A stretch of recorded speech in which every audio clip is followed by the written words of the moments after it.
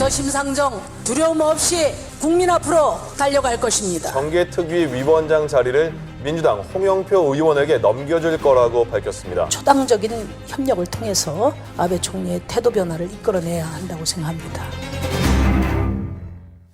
어제 있었던 일본의 참의원 선거 앞에서도 저희가 이제 리포팅 해드렸습니다만 개헌 발의선에는 4석 모자랐습니다만 과반은 너끈히 넘었기 때문에 아베의 경제 도발 멈추어지지는 않을 것 같습니다.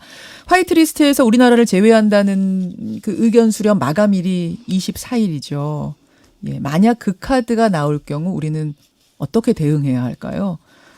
지소미아, 즉 한일 군사정보보호협정을 폐기하는 그 카드를 써야 한다. 이게 정의당 심상정 대표의 주장이었습니다. 하지만 한국당과 바미당은 반대 의사를 분명히 하고 있죠. 과연 지소미아가 다음 카드가 될 수 있을까요? 자, 어제 대표 취임 후 첫 기자간담회를 열었습니다. 심상정 정의당 대표 오늘 뉴스쇼 스튜디오에 나와주셨어요. 어서 오십시오, 심 대표님. 네, 안녕하세요. 저희 스튜디오에서 인터뷰를 제가 자주 나눴습니다만 이렇게 대표가 돼서 오시는 건 지금 처음이거든요. 앉으시는 소감도 좀 남다르실 것 같아요. 이제 제가 대표 취임한 지 딱 일주일 됐는데 예.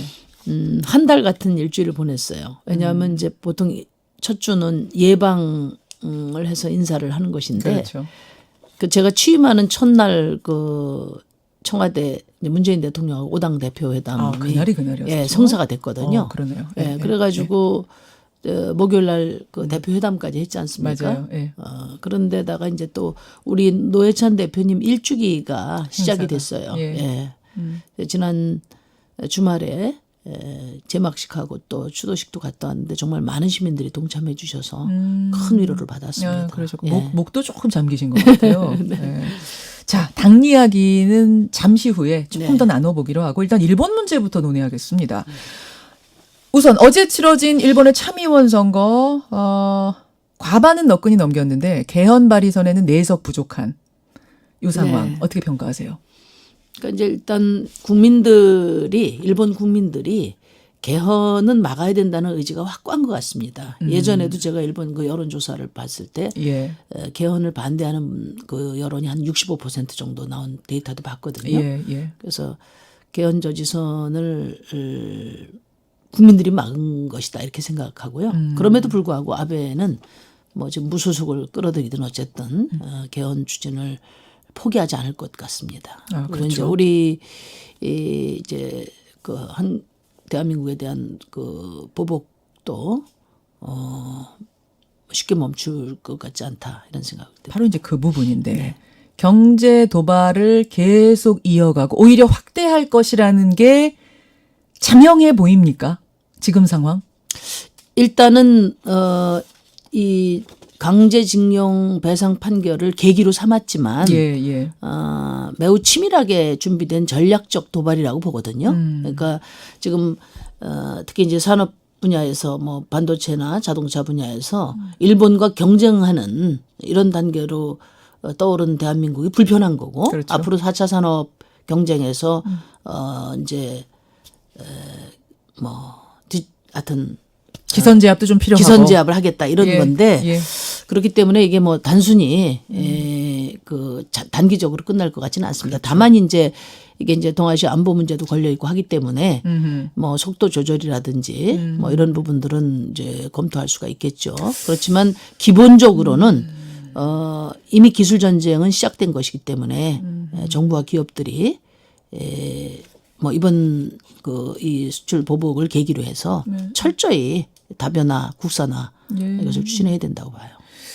이렇게 되면 참의원 선거 끝나고 경제 도발 계속하고 그러면 그 다음 카드는 뭐가 될까? 여기에 대해서 대부분 얘기하는 게 화이트리스트에서 우리나라를 제외하는 거. 이미 지금 일본은 여러분 의견 수렴 중입니다. 24일이면 그 의견 수렴 마감하고요. 그 결과에 따라서 국무회의 열고 거기서 결정하면 되는 거예요. 그러면 70일 이후에 그 선포하면 이제 시행하면 끝나는 거죠. 아니군. 70일도 아니군요. 21일 지나면은 8.15 정도 한 시행입니다. 3주 후에 그러네요. 시행하는 거니까요. 그러네요. 예, 굉장히 예. 빠르게 시행이 예. 됩니다. 여러 가지 이제 볼튼도 방문하고 하기 때문에 그 이제 마침 그 볼튼이 일본에 있는 나라 아닙니까? 예, 모레가 예. 그러니까 이제 뭐 속도 조절 같은 거는 할 수 있겠지만 저는 기본적으로 추진한다고 보고요. 화이트리스트 제외. 네, 네. 네, 이 화이트리스트를 제외할 경우에 우리가 지소미아 파기를 검토하는 것은 전 당연하다고 봅니다. 자, 이제 그걸 제가 질문드리려고 하는 거예요. 네. 참여연 선거 끝났고 화이트리스트에서 우리나라를 제외하는 게 거의 분명해 보이는 이 상황에서 그럼 우리도 그 다음 카드를 쥐고 있어야 될 텐데 네. 과연 우리의 그 다음 카드는 뭔가? 심상정 대표는 지난 그 5당 대표와 대통령 간의 회담에서 지소미아 한일 군사정보 보호 협정을 폐기하는 거 그걸 카드로 들자 이렇게 주장하셨어요. 지금도 역시 그 생각 변함없으십니까? 그거는 뭐 카드라기보단 당연한 수순이라고 보거든요. 왜냐하면은 이제 아베가 수출 보복을 할 때 예, 예. 뭐 강제징용 배상 판결을 뭐 명분으로 들었다가 이게 예. 이제 WTO 이제 위반이 될 것 같으니까 네. 안보 문제를 끌어들였어요. 그래서 일본에서 전략 물자를 갖다가 북한을 북한 준 반출한다 거 이런 아니냐. 억지 주장도 했다가 그렇죠.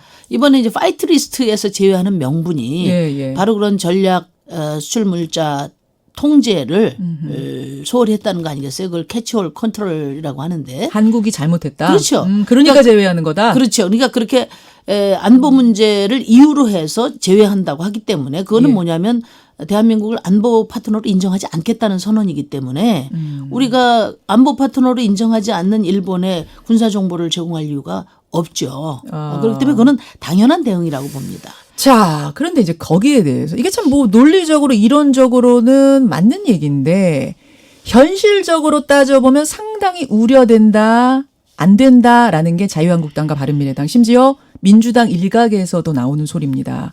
왜냐하면 지금은 경제에 국한한 이 갈등을 안보로까지 우리가 적극적으로 연결시키는 고리가 될 거다. 우리 실이 더 큰데 우리가 먼저 나서서 그럴 리가 있느냐? 그럴 이유가 있느냐? 자유한국당에서는요. 북한이 박수칠 일이다. 지금 이런 얘기도 나오고 있거든요. 어떻게 그러니까 생각하세요? 그분들이 도대체 뭐 어느 나라 정당인지 이해가 안 가는데요. 이제 그 수출 보복에 예. 안보 문제를 끌어들인 거는 저하고 정의당이 아니고 일본이 끌어들인 거예요. 일본이. 그리고 일본의 그런 안보적인 그 도발이죠. 일종의. 예. 이런 도발에 우리는 안보를 위해서도 당연히 대응을 해야 되는 것이다. 지금 그 갈등은 아베가 만들었는데 그에 대한 대응이 오히려 갈등의 발단이 된다 이렇게 반응하는 것은 저는 일본을 이롭게 하는 그런 발언이라고 생각해요. 그리고 이제 제가 그 대통령과 이제 5당 대표 회담 때도 뭐 크게 논란이 됐습니다마는 한일 정상회담이나 외교적 해법 그 자체를 반대한다기보다 예. 그런 외교적 해법에는 반드시 전제가 있어야 된다. 그 비스마르크가 유명한 얘기 했지 않습니까? 그 힘이 없는 외교는 은행에 잔고 없이 수표 발행하는 거다. 그러니까 저는 외교적 해법 자체를 반대하기보다 예. 그 잔고를 만들어야 된다. 예. 그 말씀을 그러기 드린 위해서 것이고. 강하게 나가야 된다. 네. 일단. 그리고 또 아베가 숨기고자 하는 WTO 위반 자유무역 질서를 훼손하려고 하는 이 의도를 전 세계에 알리는 그런 WTO 제소 이런 어떤 국제적인 그 기구에 적극적으로 제소해 나가면서 아베의 이 부당성을 전 세계에 알려나가고 또 그들이 동북아 안보 질서의 틀을 흔들려고 하는 의도까지도 우리가 간파하면서 대응해 나가야 된다. 그 말씀을 드린 거죠. 그러니까 이제 긍정적으로 보는 측에서는 그런 얘기를 하더라고요. 지소미아, 그러니까 한일 군사정보보호협정 카드를 꺼내는 순간 미국이 깜짝 놀라서 아니 이거 한미일 공조 이거 흔드는 거야? 깜짝 놀라서 미국이 중재에 끼어들게 되는 중재에 나서게 되는 어떤 지렛대가 될 수도 있다. 긍정적으로 보는 측에서는 그런 뭐 얘기도 하던데 동의하세요? 그러니까 이제 우리는 한일 문제에 대해서 미국의 중재를 요청할 일도 없고 미국도 개입하지 않는다고 봅니다. 한일 역사 문제, 경제 문제에 대해서는 예. 다만 이 미국이 개입할 수 있는 분야는 안보 문제라고 봐요. 경제로만 국한했을 땐 끼어들 이유 없다고 보세요? 아니, 그러니까 저희가 그걸 그 한일 간의 역사 문제나 예. 경제 문제는 예. 우리 한일 간에 우리 당사자국 간에 또 우리 대한민국이 중심이 돼서 그거는 해결해야 될 문제라고 보고요.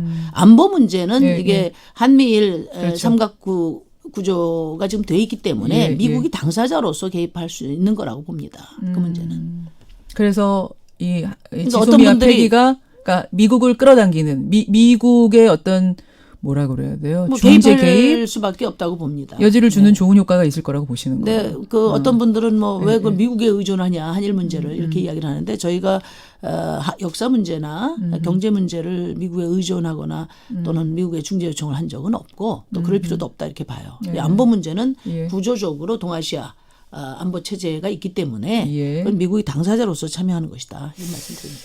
지금 이제 심상정 대표는 지소미아 폐기를 강하게 주장하고 계시는데 한국당과 바른미래당에서는 그거 말고 특사나 혹은 한일 정상회담이 그 다음 카드가 돼야 된다. 외교적 해결이 먼저 그 다음 카드가 돼야 된다. 이건 어떻게 생각하세요? 그러니까 그 이제 강력한 어떤 힘과 의지가 뒷받침되지 않은 예. 그런 외교적 해법은 매우 그 수세적이고 안이한 대응이 될 수 있다. 지금 우리 뭐 당국자들 간에 실무자들. 회담도 있었고 예. 또 지금 제안해도 받지도 않을 테고요. 받지도 지금 같이 않을까. 저렇게 전략적으로 준비된 예. 도발에 예.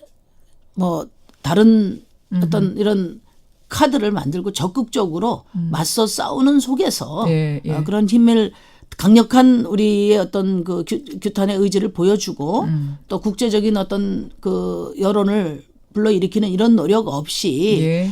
정상회담 하라고 하는 것은 예. 그 한마디로 대통령대로 굴욕 외교하라는 얘기하고 똑같습니다. 굴욕 외교하라는. 그렇죠. 예.